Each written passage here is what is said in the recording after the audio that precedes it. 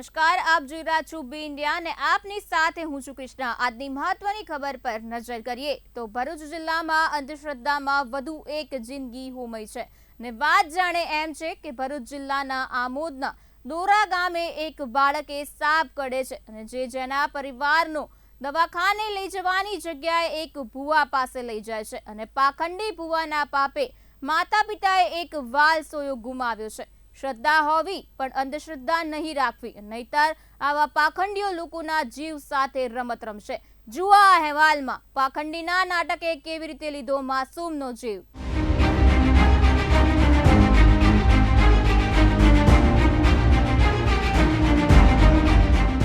રાજ્યમાં ફરી ધૂણ્યું અંધશ્રદ્ધાનું ભૂત। અંધશ્રદ્ધામાં વધુ એક જિંદગી હોમાઈ। પાખંડી ભુવાએ લીધો માસૂમનો જીવ। બાળકને સાપ કરડતા પાખંડીએ 2 કલાક મંદિર બેસાડી રાખ્યો। પાખંડી ભુવાના પાપે બાળકને યોગ્ય સમય ન મળી સારવાર। પાખંડી ભુવો માસૂમનો બન્યો હત્યારો। પાખંડી ભુવાએ માતા પિતાનો છીનવ્યો સહારો। છેલ્લા કેટલાય સમયથી લોકો અંધશ્રદ્ધાનો શિકાર બનતા જોવા મળી રહ્યા છે અને આને કારણે લોકોને ઘણી વખત જીવ ગુમાવવાનો વારો પણ આવતો હોય છે। આવા અનેક કિસ્સાઓ સામે આવ્યા બાદ સરકારે હમણાં જ વિધાનસભામાં બિલ પાસ કર્યું, કાયદો બનાવ્યો છે, જેમાં આવા ઢોંગીઓને કડકમાં કડક સજા થાય તેવી જોગવાઈ કરવામાં આવી છે। પરંતુ હજુ ઘણા નરાધમો ઢોંગીઓને કાયદાનો પણ ખોફ નથી અને લોકોને અંધશ્રદ્ધામાં રાખી લોકોની જિંદગી સાથે રમતા નજરે પડી રહ્યા છે। ત્યારે ફરી એક વખત રાજ્યમાં અંધશ્રદ્ધાનું ભૂત ધૂણ્યું છે, જેમાં વધુ એક જિંદગી હોમાઈ છે। ભરૂચ જિલ્લામાં અંધશ્રદ્ધામાં વધુ એક જિંદગી હોમાઈ ગઈ છે। તો વાત જાણે એમ છે કે ભરૂચ જિલ્લાના આમોદના દોરા ગામે એક બાળકને સાપ કરડે છે, જેના પરિવારજનો દવાખાને લઈ જવાની જગ્યાએ એક ભુવા પાસે લઈ જાય છે અને આ ઢોંગી ભુવાએ બાળકને દવાખાને લઈ જવાનું કહેવાના બદલે પોતાના મંદિરે 2 કલાક સુધી બેસાડી રાખીને ઢોંગી ભુવાના ઢોંગ કરીને બાળકનો જીવ લઈ લીધો। બાળકને યોગ્ય સમયે યોગ્ય સારવારની જરૂર હતી, તે સમયે આ પાખંડી ભુવાએ પરિવારજનોને અંધારામાં રાખી બાળકને દોર દંગા કરી ઝેર ઉતારી દેશે તેવા નાટકે માતા પિતાને પોતાનો વહાલ સોયો ગુમાવવાનો વારો આવ્યો છે। જોકે ગુજરાતમાં પહેલી ઘટના નથી કે અંધશ્રદ્ધામાં કોઈનો જીવ ગયો હોય। આવી અનેક ઘટનાઓ પહેલા ગુજરાતમાં પણ બની ગઈ છે। ત્યારે આ મામલે લોકોએ પણ જાગૃત થવાની જરૂર છે અને આવા પાખંડી ભુવાઓથી દૂર રહેવાની જરૂર છે। તો જુઓ શું કહી રહ્યા છે વિજ્ઞાન જાતાના ચેરમેન જયંત પંડ્યા। ખાસ કરીને ભરૂચના આમોદ ગામમાં એક બાળકને સર્પ કરડ્યો અને સર્પ કરડ્યો એટલે દવાખાને જવાની બદલે મેડિકલ સારવારની બદલે એને મંદિરમાં ભુવા પાસે લઈ ગયા। સારવાર મોડી કરવાના કારણે આ બાળકનું મૃત્યુ પણ થયું છે। આવી ઘટના જ્યારે સાંભળી છે ત્યારે પીડા થાય છે કે આપણે કઈ સદીમાં વિહાર કરીએ છીએ। પેલો પ્રશ્ન ત્યાં થાય છે। અમે આજે ગાંધીનગર મુકામે આવ્યા છીએ તો અમે ઉચ્ચ કક્ષાએ માગણી કરનાર છીએ એના પરિવાર અને ભુવો કે મંદિરના જે કઈ જવાબદાર વ્યક્તિ હોય તેની સામે કાનૂની કાર્યવાહી થાય। અંધશ્રદ્ધા સામે કાયદો આવ્યો છે તો કાયદાનો અમલીકરણ હવે જેમ બને તેમ જલ્દી કરી અને દાખલો બેસે તેવી કાર્યવાહી કરવાની ખાસ જરૂર છે। લોકોના મનમાં જે વર્ષોની સદીઓ જૂની માન્યતા છે કે કોઈ પણ ભુવા મંત્ર બોલે તો ઝેર ઉતરે છે, આ વાહિયાત વાત છે, બોગસ વાત છે। વર્ષોથી આ ખોટી પ્રચાર અને એની ભૂમિકા થાય છે, એને ખાસ કરીને અશિક્ષિત અને આવી માન્યતા ધરાવતા લોકો અમલ કરે છે અને નાના મોટાનો જીવ ગુમાવવાનો વારો આવે છે। આનું પુનરાવર્તન ન થાય તેના માટે વિજ્ઞાન જાતા ભરૂચ મુકામે આમોદ ગામે જઈ એના પરિવારને સમજ આપશે કે આવું કરવાથી, ભુવાના કરવાથી એક માનવ જિંદગી છે, બાળકનું મોતને હોમાઈ ગયો છે। તો આવી ઘટના છે એ ઘટના અમને આઘાતજનક અને પીડાદાયક છે। સરકારનું વૈજ્ઞાનિક વલણ પણ જરૂરી છે અને સરકારની જે એજન્સીઓ છે, જિલ્લા પંચાયત, તાલુકા પંચાયત, મહાનગરપાલિકા, નગરપાલિકા, આરોગ્ય તંત્ર, જે ગ્રાસ લેવલે કામ પહોંચવું જોઈએ અને લોકોને સમજ આપવી જોઈએ, એમાં ક્યાંક ત્રુટિ અને ખામી પણ દેખાય છે। તો આપણે સૌ સાથે મળીને એક લોકચળવળ ચડાવી અને આવા બનાવનું પુનરાવર્તન ન થાય એના માટે આપણે સૌ ચિંતિત છીએ। અમે આ અંધશ્રદ્ધા ઘટનાને વખોડીએ છીએ અને આ અંધશ્રદ્ધાનું પુનરાવર્તન ન થાય તેના માટે પણ સરકારને રજૂઆત કરનાર છીએ. હવે ખાસ કરીને ગઈકાલે જ સરકારના રાજ્યપાલે આ બિલને મંજૂરી આપી દીધી છે. તો હવે વિજ્ઞાન જાથાએ બીડું ઝેપ્યું છે કે ભાઈ હવે આ જે અંધશ્રદ્ધા સામે કાયદો છે એનું તરત જ અમલીકરણ પોલીસ સ્ટેશનમાં થઈ એના મા બાપ કે ભુવા કોઈ પણ સામે એને FIR દર્જ કરવાની માંગણી કરશું. બહુ સારી વાત છે. સરકારે અંધશ્રદ્ધા સામે બિલ લાવીને એક વૈજ્ઞાનિક અભિગમનો વૈજ્ઞાનિક દ્રષ્ટિકોણ લોકોમાં આવે તેવો પ્રયત્ન કર્યો છે. અને ખાસ કરીને આ બિલ આવતા આવા ભુવા મુંજાવરો પાદરી છે કે જે મૌલવી છે એમાં ફફડાટ વ્યાપી ગયો છે. ધૂણતા હતા એનામાં પણ અમે જોઈ છીએ કે ધૂણવાના પણ આવા ઘટના ઓછી થશે. એટલે અસરકારકતા ઇમ્પ્લિમેન્ટ થશે તો જ કાર્યવાહી થશે. એટલે આ બનાવમાં પણ સરકાર ઇમ્પ્લિમેન્ટ કરી અને જો જવાબદાર સામે FIR દર્જ કરે તેવી જાથા માંગણી કરે છે. ગુજરાત સરકાર પણ એક્શનમાં આવી ગઈ છે અને આવી અંધશ્રદ્ધા ફેલાવતા અને ખોટો પાખંડ કરી લોકોના જીવ સાથે ખિલવાડ કરતા લોકો સામે કડકમાં કડક કાર્યવાહી થાય તેને લઈને ચોમાસુ સત્રમાં જ વિધાનસભામાં બિલ પાસ કર્યું છે, જે રાજ્યપાલની મંજૂરી બાદ કાયદો બની જશે. જો કે આવા પાખંડી ભુવાઓ એટલે બેફામ બની ગયા છે કે અત્યાર સુધી કાયદો ન હતો, પરંતુ સરકારે લોકોની ચિંતા કરી આવા ઢોંગીઓનું દુકાન બંધ કરી લોકો અંધશ્રદ્ધામાં ના ધકેલાય તેને લઈને કાયદો બનાવ્યો છે, જેથી આગામી સમયમાં આવા પાખંડીઓને પાંજરે પૂરી શકાય. હાલ જે આ ઘટના પ્રકાશમાં આવી છે તેને લઈને લોકો પણ એક જ માંગ કરી રહ્યા છે કે આ પાખંડી પર ઝડપી કડકમાં કડક કાર્યવાહી કરવામાં આવે.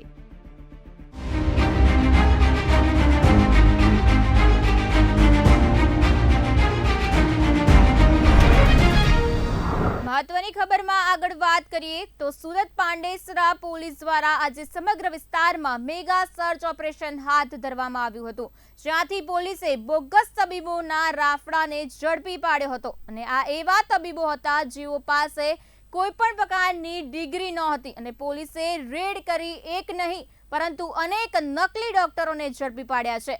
કેવી રીતે બન્યા હતા નકલી ડોક્ટર, કેટલા વર્ષથી ચલાવી રહ્યા હતા ક્લિનિક, જુઓ અમારા ખાસ અહેવાલમાં.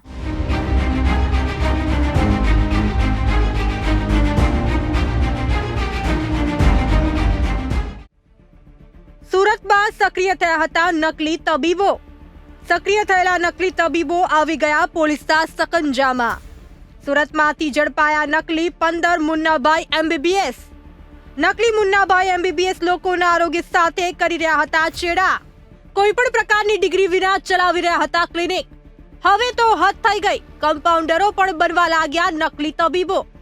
નકલી તબીબો દર્દીઓ પાસેથી 50 થી 200 રૂપિયા પડાવી નકલી દવાઓ પધરાવતા.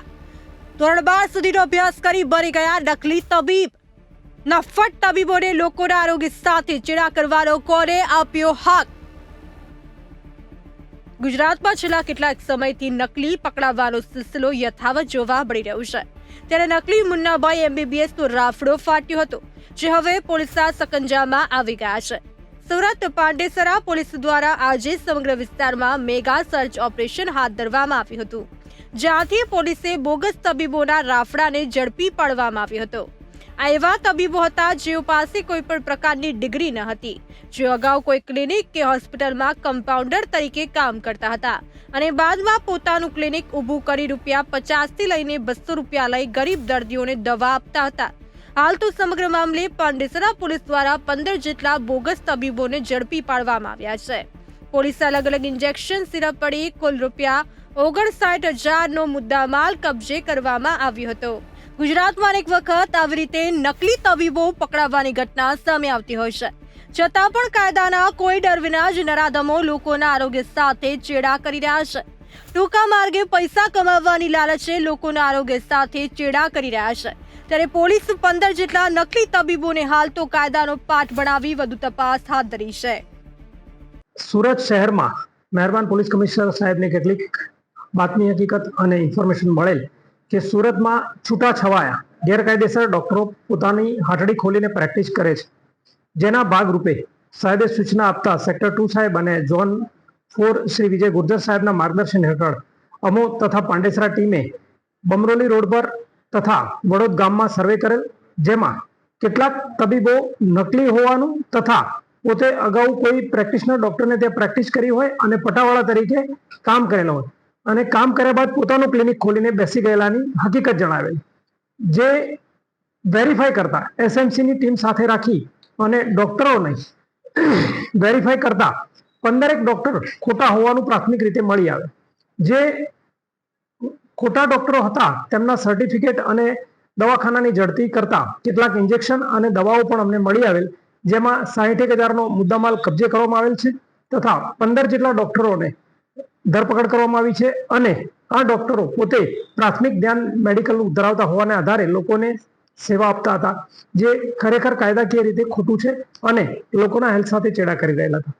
જેના ભાગરૂપે પાંડેસરા પોલીસ ટીમ તથા મ્યુનિસિપાલિટીની સંયુક્ત ટીમે ગઈકાલે 15 ડોક્ટરોને એરેસ્ટ કરી કાયદેસરની કાર્યવાહી કરેલ છે અને ફરીથી તે લોકો આ પ્રકારનો વ્યવસાય સાથે ન જોડાય તેની ખાતરી પણ લેવામાં આવેલ છે. આ ટીમો દ્વારા પાંડેસરા વિસ્તારમાં ચાલી રહેલા ક્લિનિકો પર છાપામારી કરવામાં આવી હતી. પોલીસે ડિગ્રી વગરના 15 જેટલા બોગસ તબીબોને ઝડપી પાડ્યા હતા. આ એવા તબીબો હતા જેમની પાસે કોઈ પણ પ્રકારની ડિગ્રી ન હતી, જે અગાઉ કોઈ હોસ્પિટલ કે ક્લિનિકમાં કમ્પાઉન્ડર તરીકે કામ કરતા હતા. કેટલાક તો માત્ર ધોરણ 10 થી 12 સુધી જ અભ્યાસ કર્યો છે, પરંતુ સેવા તબીબ તરીકે આપતા હતા અને ગરીબ દર્દીઓ પાસે રૂપિયા 50 થી લઈને 200 સુધીનો ચાર્જ વસૂલતા હતા. પોલીસે અલગ અલગ ઇન્જેક્શન સિરપ પડી કુલ રૂપિયા 59,000નો મુદ્દામાલ કબજે કરવામાં આવ્યો હતો. અત્રે ઉલ્લેખનીય છે કે અગાઉ એસઓજી પોલીસ દ્વારા આ જ રીતે મેગા ઓપરેશન હાથ ધરવામાં આવ્યું હતું, જેમાં લિંબાયત અને પાંડેસરા વિસ્તારમાંથી ડઝનો બોગસ તબીબોને ઝડપી પાડવામાં આવ્યા હતા.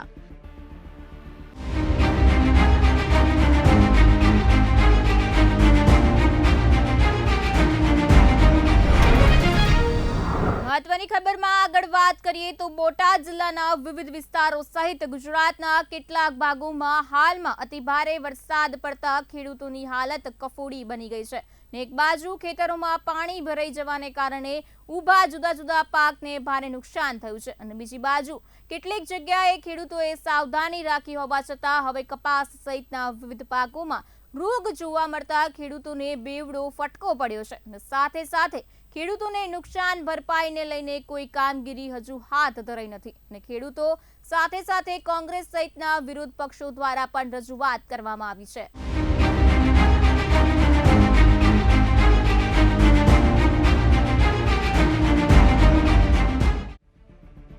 પ્રાપ્ત માહિતી મુજબ બોટાદ જિલ્લાના ગઢડા તાલુકામાં ખેડૂતો દ્વારા કપાસના પાકનું મોટા પાયે વાવેતર કર્યું હતું. જો કે આ કપાસના પાકમાં સુકારા નામનો રોગ આવતા કપાસના પાકને નુકસાન થવાની શરૂઆત થઈ ગઈ છે. પાક ઊભો સુકાવા લાગ્યો હોવાની વાત ખેડૂતો કરી રહ્યા છે. આવી સ્થિતિમાં જગતનો તાત મુશ્કેલીમાં મુકાયો છે. આ અંગે ગઢડા કોંગ્રેસ સમિતિ દ્વારા ગઢડા મામલતદારને આવેદનપત્ર આપીને ખેડૂતોને ગુજરાત સરકાર દ્વારા તાત્કાલિક સહાય આપવામાં આવે તેવી માંગ કરવામાં આવી છે. મળતી માહિતી મુજબ બોટાદ જિલ્લાના ગઢડા તાલુકામાં કપાસના પાકમાં સુકારા નામના રોગે કપાસને ભરડો લેતા ધરતીપુત્રો ચિંતામાં મુકાયા છે. ખેડૂતોએ કપાસના પાકમાં લાખો રૂપિયાનો ખર્ચો કરીને કપાસને ઉછેર કર્યો હતો અને સતત વરસાદ પડતા કપાસમાં સુકારા નામનો રોગ આવતા કપાસ ઊભો સુકાવા લાગ્યો છે, જેથી ખેડૂતોને રાતા પાણીએ રોવાનો વારો આવ્યો છે.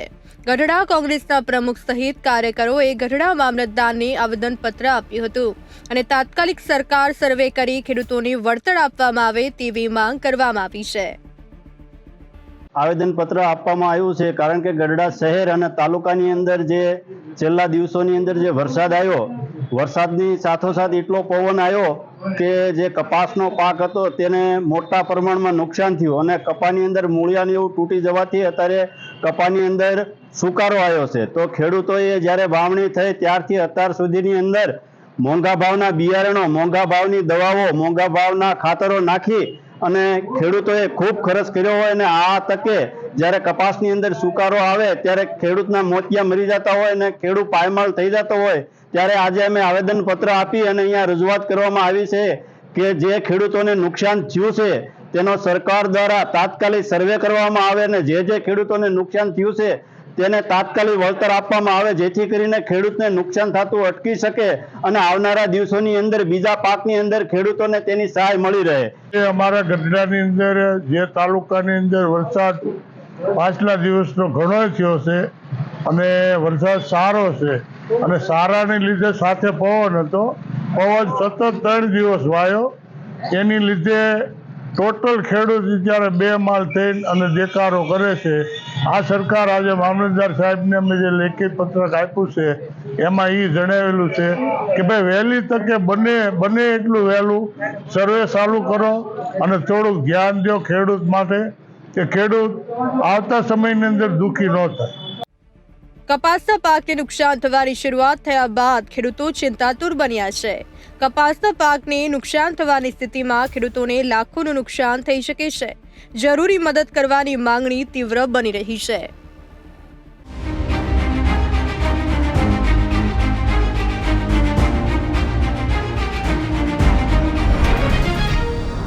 મહત્વની ખબરમાં આગળ વાત કરીએ તો છેલ્લા કેટલાય દિવસથી ગુજરાતમાં પડી રહેલા સતત વરસાદની પરિસ્થિતિની જાણકારી આપવા માટે આજે સ્ટેટ ઇમરજન્સી ઓપરેશન સેન્ટર ખાતે રાહત કમિશનર આલોક પાંડે દ્વારા પ્રેસ કોન્ફરન્સનું આયોજન કરવામાં આવ્યું હતું, જેમાં રાહત કમિશનરે જણાવ્યું હતું કે ગુજરાતમાં તારીખ 25 થી 31 ઓગસ્ટના દરમિયાન સમગ્ર વિસ્તારમાં ભારે વરસાદ જોવા મળ્યો હતો, જેને માટે ગુજરાતના મુખ્યમંત્રી ભૂપેન્દ્ર પટેલે તમામ સચિવો, કલેક્ટરો તેમજ પ્રભારી મંત્રીઓને અલગ અલગ જિલ્લાઓમાં પહોંચવા માટે આદેશ આપ્યા હતા. તેમજ મુખ્યમંત્રી પોતે પણ ઘણા બધા વિસ્તારોમાં નિરીક્ષણ માટે પહોંચ્યા હતા ને તે ઉપરાંત તેઓ દરરોજ SEOC ખાતેથી સમગ્ર વિસ્તારોની માહિતી મેળવતા હતા તેમજ મીટિંગો કરી નિર્દેશ પણ આપતા હતા ને વધુમાં તેમણે જણાવ્યું છે કે રાજ્યમાં 14 જિલ્લાના 1.69 લાખથી વધુ લોકો માટે કેસ ડોલ્સની જોગવાઈ કરવામાં આવી છે.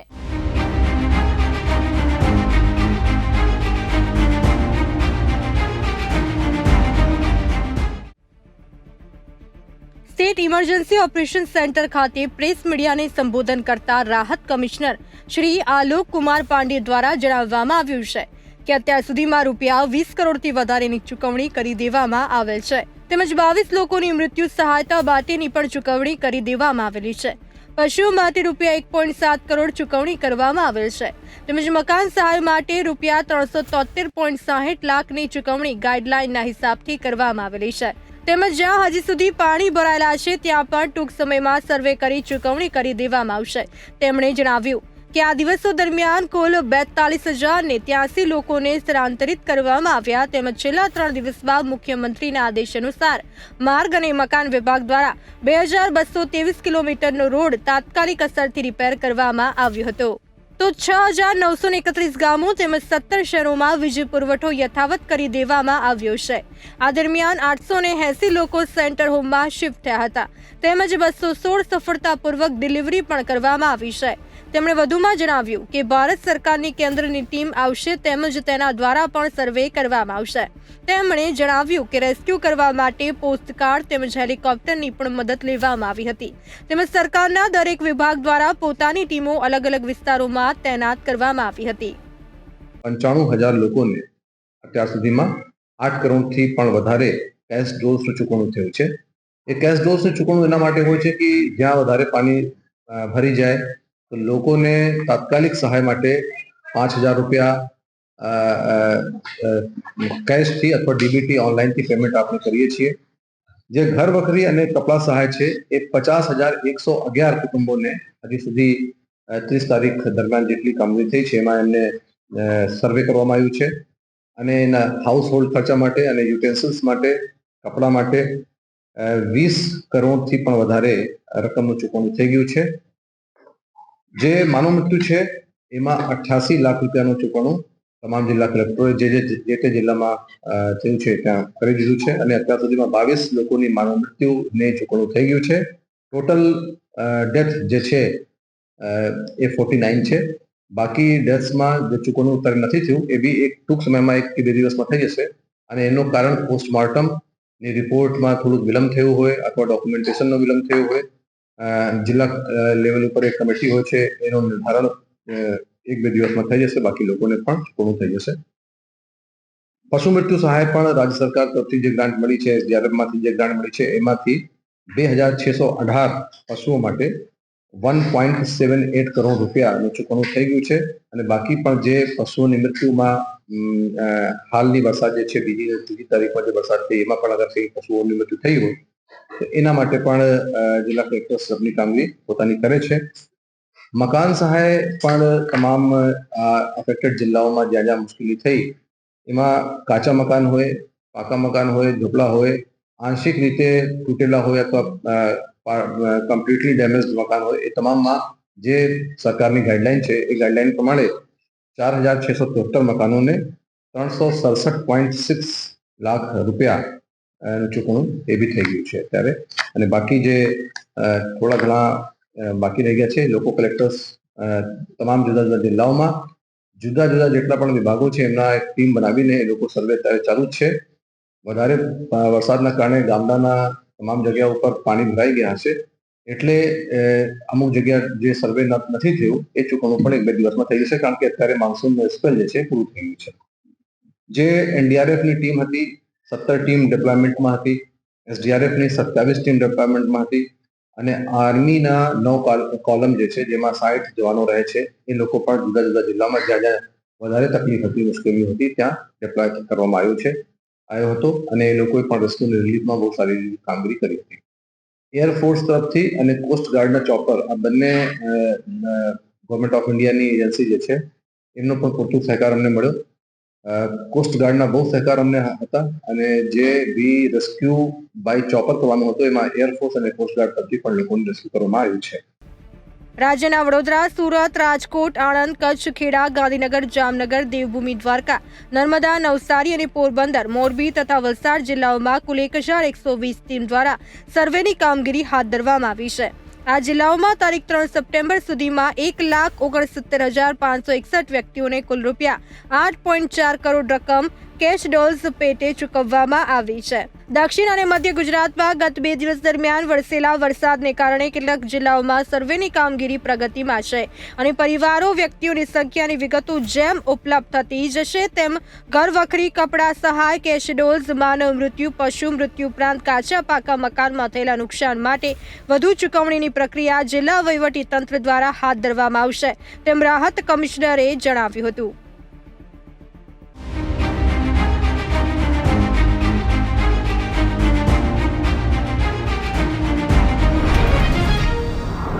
ખબરમાં આગળ વાત કરીએ તો શક્તિ, ભક્તિ અને આસ્થાના ત્રિવેણી સંગમ એટલે વિશ્વવિખ્યાત યાત્રાધામ અંબાજીમાં મોટી સંખ્યામાં શ્રદ્ધાળુઓ સતત પહોંચે છે. શ્રદ્ધાળુઓ દ્વારા મોટા પ્રમાણમાં વિવિધ રીતે દાન પણ કરવામાં આવે છે, અને કેટલાક ટ્રસ્ટની ઓફિસમાં દાન ભેટ કરે છે તો કેટલાક ગુપ્ત રીતે દાન કરે છે. અને હવે ગુપ્ત રીતે 100 થી 100 ગ્રામના 10 બિસ્કિટ એક શ્રદ્ધાળુએ ભેટ રૂપે અંબાજી મંદિરમાં અર્પણ કર્યા હતા. આ બિસ્કિટની કિંમત 75 લાખ રૂપિયા છે, અને દાનનો સિલસિલો યથાવત રીતે જારી રહ્યો છે.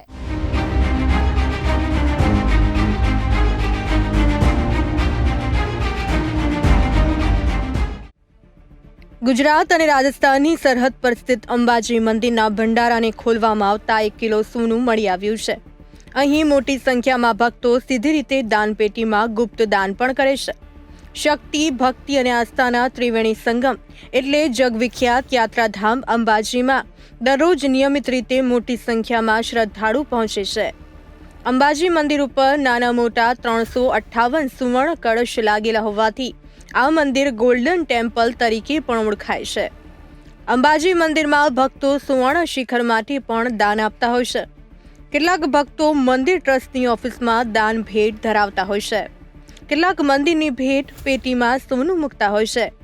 અંબાજી મંદિર ટ્રસ્ટમાં જે પણ રોકડ રકમ કે દાન આવે ત્યારે ભંડાર સીસીટીવી કેમેરાની હાજરીમાં દર મંગળવારે ખોલવામાં આવે છે. મંગળવારે ભંડારમાંથી ચૂંદડીમાં કોઈ ભક્ત 100 ગ્રામના 10 બિસ્કિટ ભેટ સ્વરૂપે ચડાવેલા હતા. બિસ્કિટની કિંમત 75 લાખની આસપાસ છે. અહીં ભેટની રકમ એકાઉન્ટ ઓફિસરની હાજરીમાં ગણીને ટ્રસ્ટના ચોપડે જમા લેવામાં આવે છે. અંબાજી મંદિરનો અડધો ભાગ હાલમાં સુવર્ણ શિખરથી બનવા પામ્યો છે. અત્રે નોંધનીય છે કે અંબાજી મંદિરમાં દર મંગળવારે ભંડાર ખુલે છે, ત્યારે એકાઉન્ટ ઓફિસરની હાજરીમાં અને સીસીટીવીની હાજરીમાં દરેક વસ્તુની ગણતરી થતી હોય છે. ચૂંદડીમાં ચેક કરતા તેમાંથી 1 કિલો સોનું મળી આવ્યું હતું. એક ભક્ત દ્વારા આપવામાં આવેલા સોનાના 10 અલગ અલગ બિસ્કિટ ભંડારમાં દાનમાંથી નીકળ્યા હતા. ચૂંદડીમાં પેક કરેલા 10 અલગ અલગ બિસ્કિટ મળી આવ્યા હતા. અંબાજી મંદિર ટ્રસ્ટ દ્વારા સોની પાસે ખરાઈ કરીને ટ્રસ્ટમાં જમા લેવામાં આવ્યા હતા. અંદાજે 70 થી 75 લાખના બિસ્કિટની કિંમત થાય છે. ભેટની રકમ એકાઉન્ટ ઓફિસરની હાજરીમાં ગણીને ટ્રસ્ટના ચોપડે જમા લેવાની પરંપરા છે. માતા દેવસ્થાન ટ્રસ્ટ સંચાલિત અંબાજી મંદિરમાં જે ભક્તો દ્વારા દાન આપવામાં આવે છે, એ દાન જે ભંડાર છે માતાજીનો, અમારા ગોલક છે જે, એ દર મંગળવારે ખોલવાની પરંપરા છે. દર મંગળવારે અમારો સ્ટાફની હાજરીમાં સીસીટીવી કેમેરાના ઓબ્ઝર્વેશનમાં એ ભંડાર ઓપનિંગની કાર્યવાહી કરવામાં આવે છે. એકાઉન્ટ ઓફિસર અને સમગ્ર ટીમ હાજર હોય છે. આજ રોજ મંગળવાર હોય, ભંડાર ખોલતા કોઈ માઈ ભક્ત દ્વારા ભંડારમાંથી લગભગ 100 ગ્રામના 10 લગડી મળી છે. એટલે 1 કિલો જેટલું સોનું અમને પ્રાપ્ત થયું છે. અમારા માન્ય જે વેલ્યુઅર માન્ય જે સોની છે એમની પાસે પણ પરીક્ષણ કરાવ્યું છે અને 1 કિલો સોનું આજે દાન દ્વારા મળ્યું છે. સોનાનો ભાવ પ્રમાણે, બજાર પ્રમાણે લગભગ 70-75 લાખની કિંમત એની ગણાય 1 કિલો સોનું હોય છે. એટલે અને આ રીતે અવારનવાર આવા દાનનો પ્રવાહ અવિરત મંદિરમાં ચાલુ જ હોય છે. એટલે અને માતાજી જેની મનોકામના પૂર્ણ કરે એ ભક્તો દ્વારા આવા અવિરત દાનના પ્રવાહ ચાલુ રહે છે.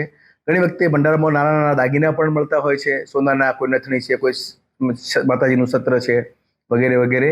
અને આ રીતે અમે એનું ચોક્કસ રોજકામ કરી અને સીસીટીવી કેમેરા ઓબ્ઝર્વેશનમાં ભંડાર ગણતરીનું કામ કરીએ છીએ. આપણે શું જાણીએ છીએ કે માતાજી મંદિરને આ જે શિખર છે, સુવર્ણ શિખરનું પણ કામ ચાલી રહ્યું છે. એટલે કે એનું ઘણો મોટો ભાગ આપણે સુવર્ણ શિખર બનાવી દીધું છે. સુવર્ણ શિખરનું પણ અલગથી દાન આપણે લઈએ છીએ ભક્તો દ્વારા. રોકડમાં પણ લઈએ છીએ, સોના સ્વરૂપે પણ લઈએ છીએ. એ દાન પણ અવિરત મળતું રહે છે. જય અંબે. અંબાજીમાં શ્રદ્ધાળુઓ મોટી સંખ્યામાં દર્શન માટે આવી રહ્યા છે.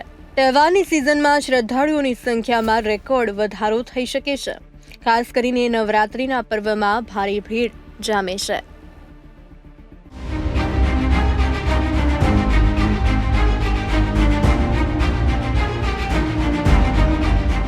હાલ સમાચારમાં આટલું જ. વધુ સમાચારો માટે જોતા રહો બી ઇન્ડિયા. નમસ્કાર.